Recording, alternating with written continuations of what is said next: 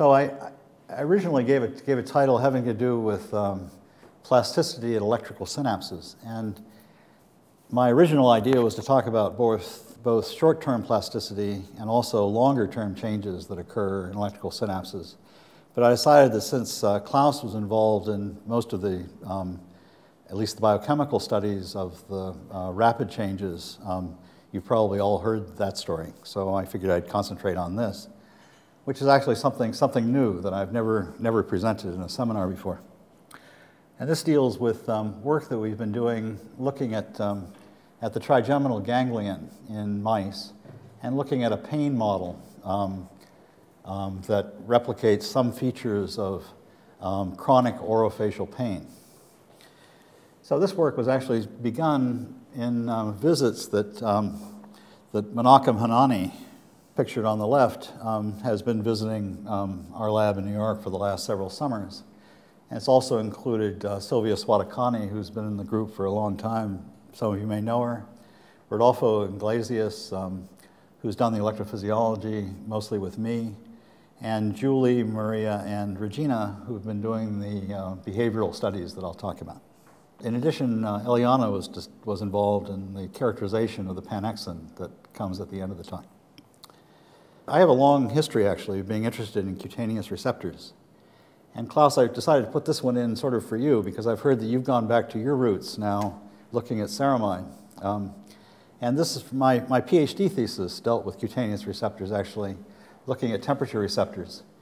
And I've always wanted to get back into a project that involved looking at cutaneous receptors and the early stages in processing.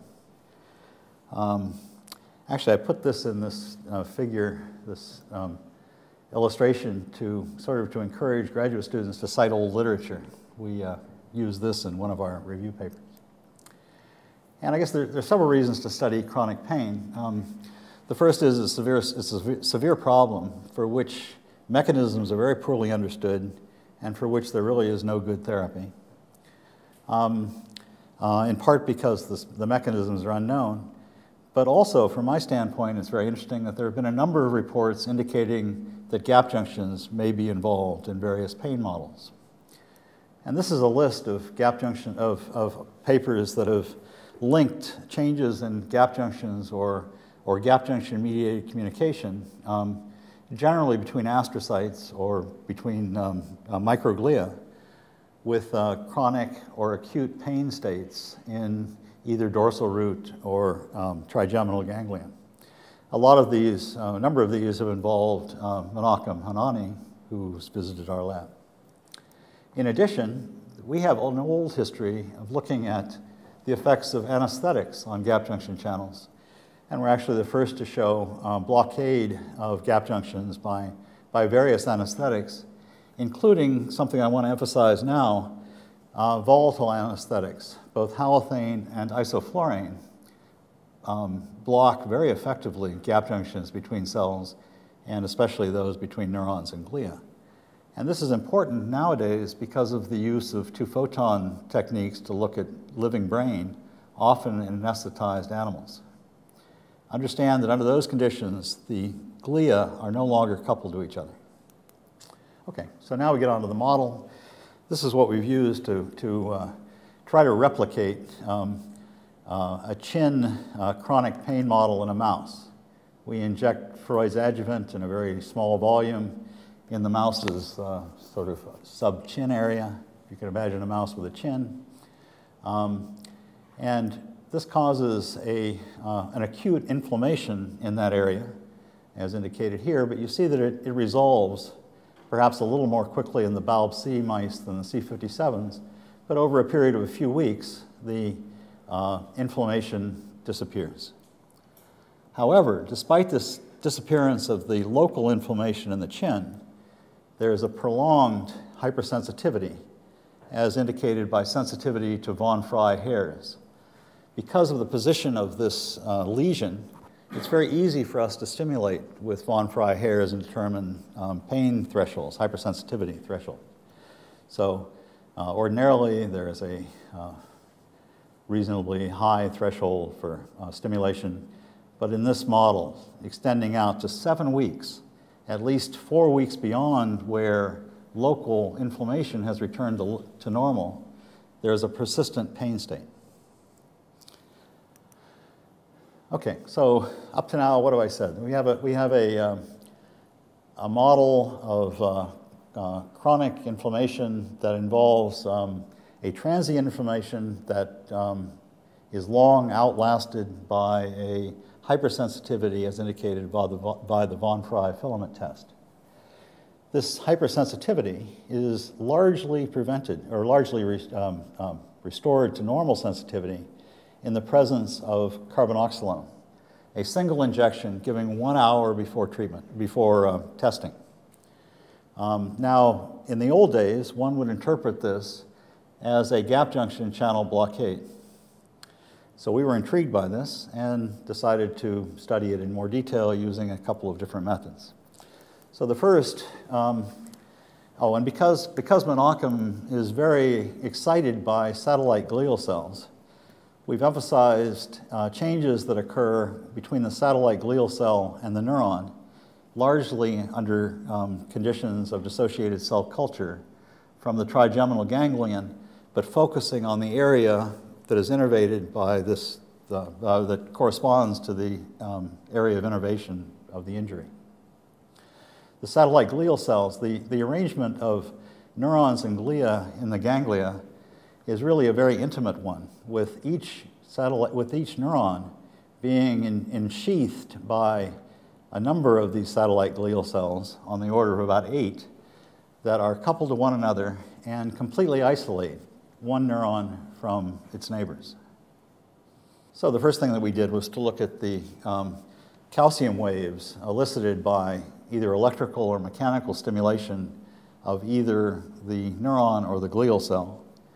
And this just shows an example where we electrically stimulate a neuron and look at the calcium elevations in the neuron and in the satellite glial cells surrounding it, in this case, in a 2-day culture. Here are examples where we've given either a neuron or a glial cell a light tap and also elicited calcium waves that travel from the neuron to the glial cells or from the glial cell back to the neuron. So there is bidirectional signaling from the neuron to the glial cell of calcium waves. One of our interesting findings was that if we take the cultures from the models that have the hypersensitivity, there is a strong alteration in the amplitude of the calcium waves elicited, spread from one cell to another. So in the model of hypersensitivity, there is a modification in the signaling among the cells, actually a large increase in at least one parameter of this signaling. What does this signaling do to? And this just shows that we can largely block the signaling with either a broad spectrum P2 receptor antagonist or carbonoxolone, again, a gap junction channel blocker that also blocks other things, which I'll come back to again a little later. So in order to explore this issue in more detail, the mechanism for these changes, we've conducted electrophysiological experiments on neurons and glial cells and pairs of them. The neurons and glia are easy to tell apart electrophysiologically, of course, the neurons being quite excitable. And we've also done dye injections, both in cultures and also in the ganglion, intact ganglion. And here you see the lucifer yellow injected into a satellite glial cell spreads around to other satellite glial cells.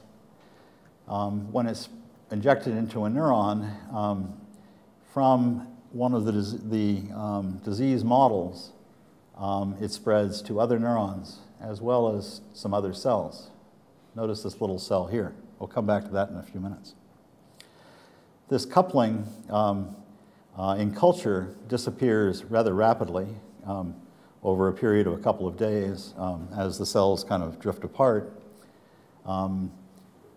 both between glia and neurons. Just in case the issue of does the culture model replicate the in vivo situation, which is sure to raise its head here. The coupling is certainly not an artifact of cell culture in the sense that it is not increased with time in culture, but rather disappears in culture with time. Anyway, so then we've recorded from pairs of the satellite glial cells, and also heterologous pairs of a neuron and a satellite glial cell. And to our great surprise, we found, as expected, coupling between the satellite glial cells directly. But to our great surprise, either using current clamp conditions or under voltage clamp, shown here, we see transmission of currents directly between the satellite glial cell and the neuron, or between the neuron and the satellite glial cell. Of course, things are reversible. This is amazing. This really, I waited 25 years for this kind of a result. And we've actually published a number of cases in which we can artificially induce coupling between neurons and glial cells. But I have never seen it before in an in vitro situation. We see it in vivo as well with the dye injection experiments. But anyway, this is amazing. This astrocyte-like cell is directly coupled to its neuron neighbor. It's electrical coupling because you can block it with a gap junction channel blocker reversibly. And we can look at the single channel properties. So I've spent a lot of my scientific life looking at the biophysical properties of different gap junction proteins. And this shows the electrophysiology of a ramp applied to one of a pair of satellite glial cells. It has a characteristic voltage dependence shown here in sort of steady state, which is really characteristic of Connexin 43. This is a Connexin 43 gap junction channel, and the unitary conductance is right too. Between a satellite glial cell and a neuron, though, the voltage dependence is very different. It's much steeper in one polarity, and the unitary conductance of the channel is much smaller. I don't know for sure what this is, but it's consistent with Connexin 45 on one side, maybe on the neuron side, Klaus, and Connexin 43 on the other. If you have other ideas, it would be fun to talk about. But what's really cool about this is that if we perform current clamp experiments, even in cells even in pairs, and this is a case where I've chosen a pair in which the junctional conductance is very, very low, we can give we can hyperpolarize the glial cell and give a depolarization to the neuron that is subthreshold. But we can bring this to threshold and even accelerate the firing by depolarizing the glial cell. This is a direct effect of the gap junction between the glial cell and the neuron on the neuronal excitability. I know of no other example of this, and it's really cool.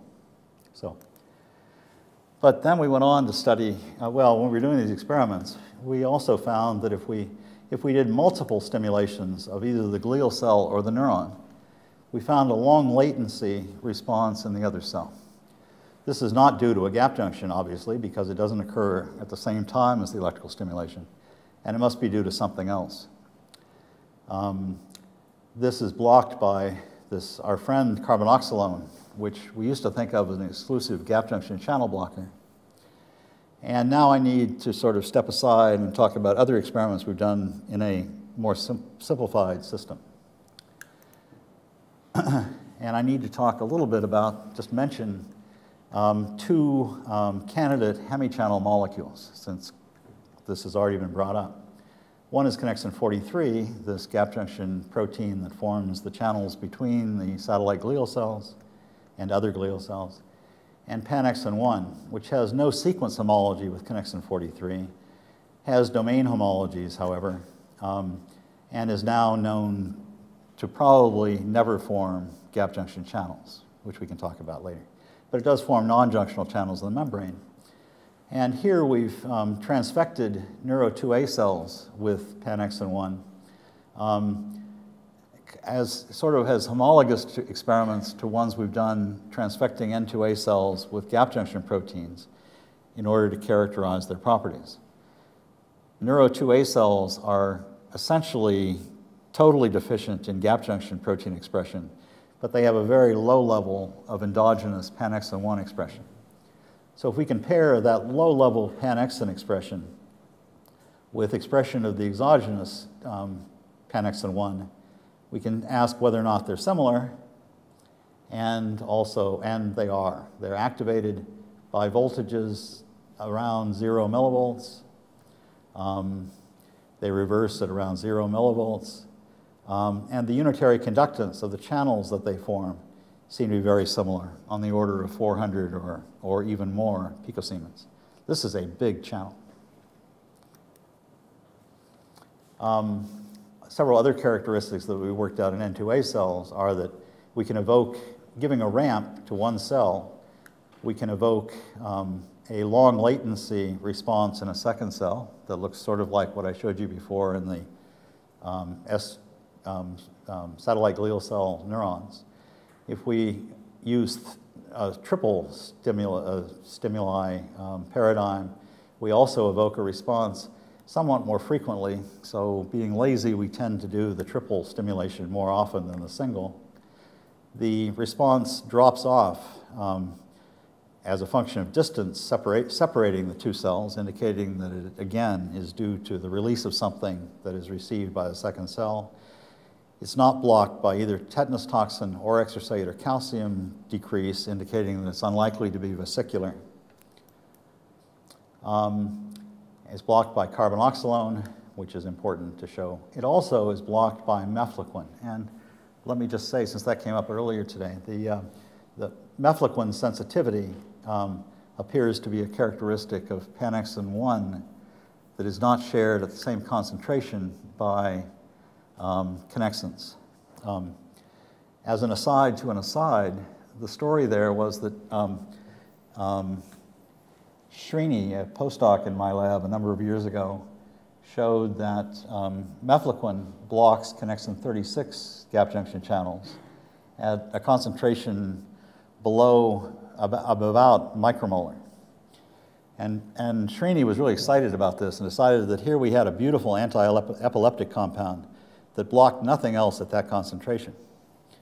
So then Eliana did a study in which she was looking at P2X7 receptor-induced currents and found the concentrations at 10 nanomolar and less, totally blocked.